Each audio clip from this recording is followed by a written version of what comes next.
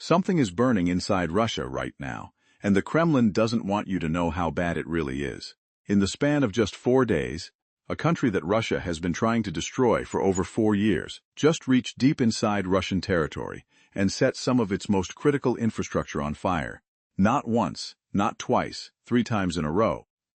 Targets nearly 1,000 kilometers from the Ukrainian border. Targets Russia said were untouchable.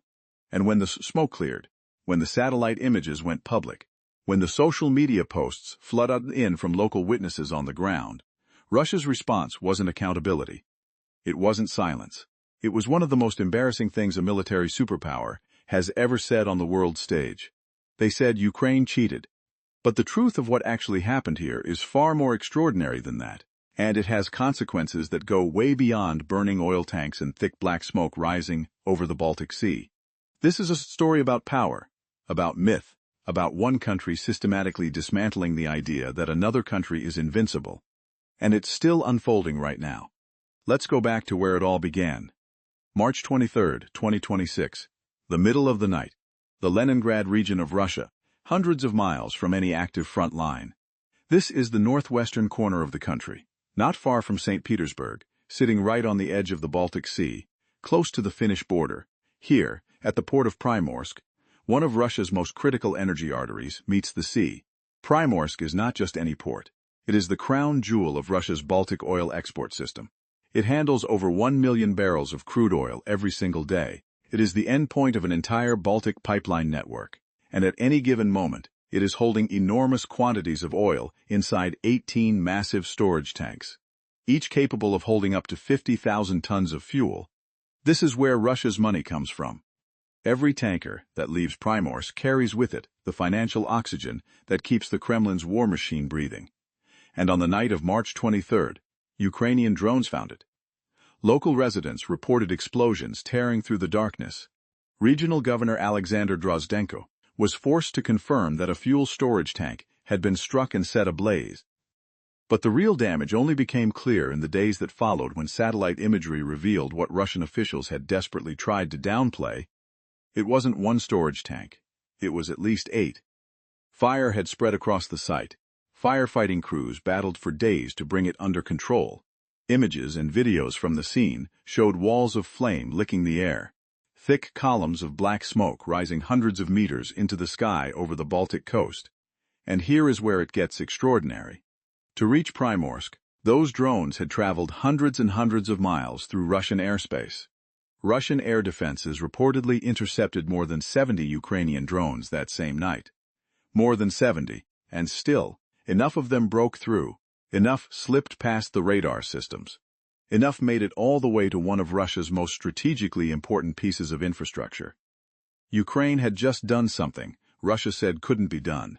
But Ukraine wasn't finished. 2 days later, March 25th, the drones came back. This time, the target was Ust-Luga, located in the same Leningrad region, southwest of St. Petersburg. Ust-Luga is another of Russia's most vital Baltic export hubs.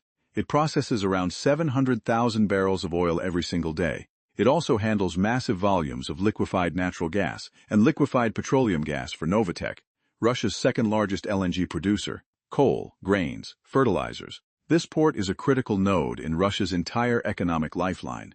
Ukraine had already struck this facility before, a major attack in January 2024, and another in August of that same year. This was the 3rd time, and it was the biggest. Residents reported hearing at least 10 separate explosions. Fire crews were scrambled immediately. Governor Drozdenko, once again, had no choice but to admit that an attack had taken place, though he did his best to minimize what the public could understand about the true scale of the damage. He failed. Social media filled with footage of raging fires and black smoke rising above the port. Intelligence analysts confirmed that multiple oil tankers had been struck. Fuel storage tanks had caught fire. 3 loading berths had been damaged, and facilities operated by Novatek had been hit hard. The terminal was sealed off and shut down entirely, and even when it eventually began resuming operations, it was nowhere near running at normal capacity. Experts estimated weeks of repairs would be needed.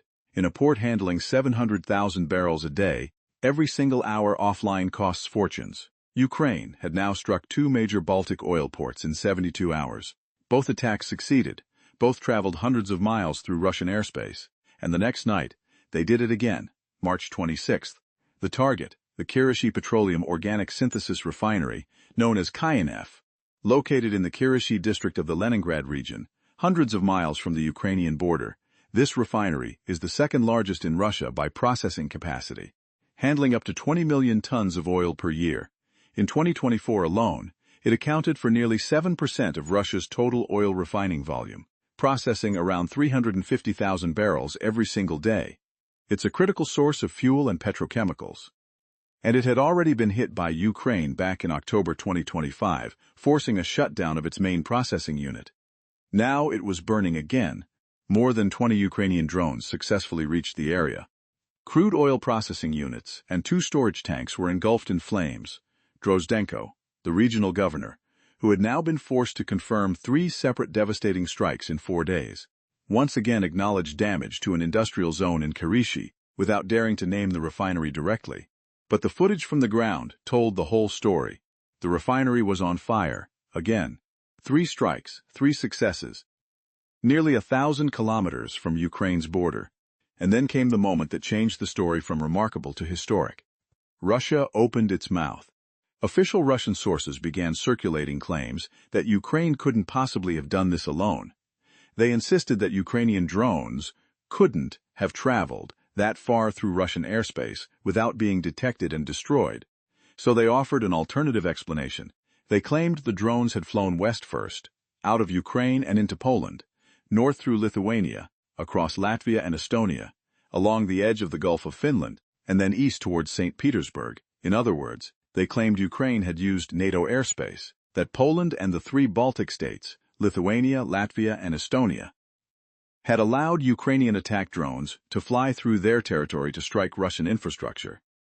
This was Russia's way of avoiding the most humiliating truth, that Ukraine's drones had flown through hundreds of miles of Russian airspace, slipping past radar systems, bypassing air defenses, traveling through region after region of Russian territory before arriving at their targets completely undetected. That admission would destroy the myth. So Russia invented a different story. The problem is the evidence completely dismantled it. Open-source intelligence analysts pointed out almost immediately that air raid alert data from those exact nights told a completely different story. In Russia, whenever Ukrainian drones are detected in one region, air alerts are automatically triggered in neighboring regions along the projected flight path. On the nights of March 23rd, 25th, and 26th, air alerts appeared in a sequential chain of Russian regions, beginning near Ukraine's border and moving north through Bryansk, Pskov, and onward toward the Leningrad region. The alerts drew a map, and that map showed a flight path through Russian territory, not NATO airspace. The Russian Ministry of Defense's own statements made it worse. On March 23rd, they reported more than 50 Ukrainian drones shot down over Russian regions. On March 25th, 33 more were claimed. On March 26th, another 21. Hundreds of drones intercepted, according to Russia's own sources, across a chain of regions between Ukraine and Leningrad. Yet somehow, according to Russia's official narrative, none of these drones flew over Russia at all. The contradiction was so visible, it became a global embarrassment, as one intelligence analyst put it. Russia was simultaneously claiming to shoot down drones over its own territory and claiming those same drones never flew over its territory. Both things cannot be true. And the world noticed. Latvia's Ministry of Defense responded with a formal statement, unequivocal and sharp. Latvia, Lithuania, and Estonia were not involved in any planning or execution of Ukrainian strikes on Russian infrastructure. And then, the Latvian ministry said something even more cutting. They stated that with these claims, Russia was demonstrating its own weakness, attempting to divert attention from the fact that it is simply unable to defend itself against successful Ukrainian attacks on its Baltic infrastructure. That is not just a denial. That is a direct accusation that Russia is lying because it is losing, and the numbers back it up. By the time the dust had settled on this extraordinary 4-day campaign, analysts at Reuters had calculated something stunning. Between the Primorsk and Ust-Luga strikes, the Kinef refinery damage, ongoing disruption at Novorossiysk in the Black Sea, damage to the Druzhba pipeline since January, and the seizure of Russian oil tankers across Europe, Ukraine had effectively knocked out around 40% of Russia's total crude oil export capacity. 2 million barrels per day offline, the most severe oil supply disruption in the modern history of Russia. That number needs to sit with you for a moment. Russia is the world's second-largest oil exporter. Oil and gas revenues represent approximately 25% of the entire state budget of a $2.6 trillion economy, and 40% of its export capacity had just gone dark because of Ukrainian drones that Russia insists never flew through its own territory. The timing was almost cruel. Just weeks earlier, the U.S.-Israeli war on Iran had triggered the effective closure of the Strait of Hormuz. Global oil prices had shot past $100 a barrel. Russia, whose Urals oil had been trading at a deep discount, was suddenly approaching price parity with global benchmarks. The Kremlin had been expecting a windfall, a financial rescue, billions of dollars flowing in to help cover the spiraling cost of a war now entering its fifth year. Ukraine watched that moment arrive and then set it on fire. The Kremlin's own officials had already been privately warning Putin that a financial crisis could arrive as early as the summer of 2026. Oil revenues had already collapsed 50% before the Iran war even began. Budget deficits had been widening. The war was becoming more expensive than anyone in Moscow wanted to admit publicly, and now 40% of the export capacity that was supposed to rescue that situation was offline. Russia's response to the economic damage was telling. The Kremlin announced plans to reintroduce a ban on gasoline exports to protect domestic supply, a move that signals how badly the internal fuel situation has been disrupted. Major airports, including Sheremetyevo, Vnukovo, Domodedovo, and St. Petersburg's Pulkovo, were forced to temporarily suspend flights during the attacks. The Leningrad regional government launched a recruitment campaign asking military veterans to sign 3-year contracts to join new mobile air defense units that would be stationed directly at critical infrastructure sites. Think about what that last detail means.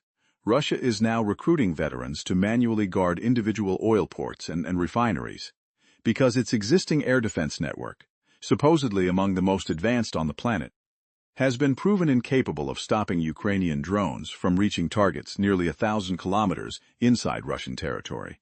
The myth is fracturing in real time, and Ukraine has not stopped. The strikes continued beyond the original 4-day campaign. On March 30th, explosions rocked Tolyatti in the Samara region, southwest of Moscow, at a major chemical plant. A drone attack hit the Alchevsk metallurgical plant in occupied Luhansk, a facility Russia had repurposed for military production, setting off a massive fire. Then on April 5th, fresh drone strikes damaged infrastructure near Primorsk again, along with a refinery in Russia's Nizhny Novgorod region. On April 18th, Ukraine's general staff confirmed strikes on 4 more Russian oil industry targets in a single night: the Novokubishevsk and Syzran refineries in Samara Oblast, an oil terminal in the Leningrad region, and an oil pumping station in Krasnodar Krai. The campaign never paused, the pressure never lifted, and here's the strategic picture that is emerging from all of this. Ukraine's drone campaign against Russian oil infrastructure is no longer a series of isolated strikes.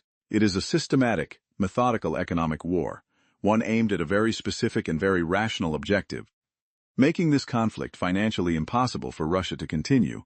Every barrel of oil that burns in a Primorsk storage tank is a barrel that doesn't become revenue. Every day that Ust-Luga sits offline is a day that 700,000 barrels don't move. Every hour that the Kinef refinery runs at reduced capacity is an hour of lost production that can never be recovered. These losses compound. They stack. They don't disappear when the fires are eventually put out. And Russia cannot replace that revenue quickly. Its Asian export routes through China's pipeline networks are already running near maximum capacity. The math simply does not work. With 2 million barrels a day offline in the West and limited room to reroute east, Russia is facing a structural revenue gap that cannot be papered over with spin or denial. Meanwhile, the cost of this campaign for Ukraine is, in relative terms, remarkably low. These are drones, small, relatively inexpensive, built with increasing sophistication by Ukrainian engineers who have been perfecting this technology for years.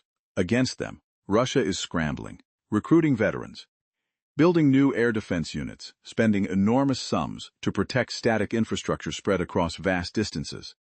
The asymmetry is extraordinary.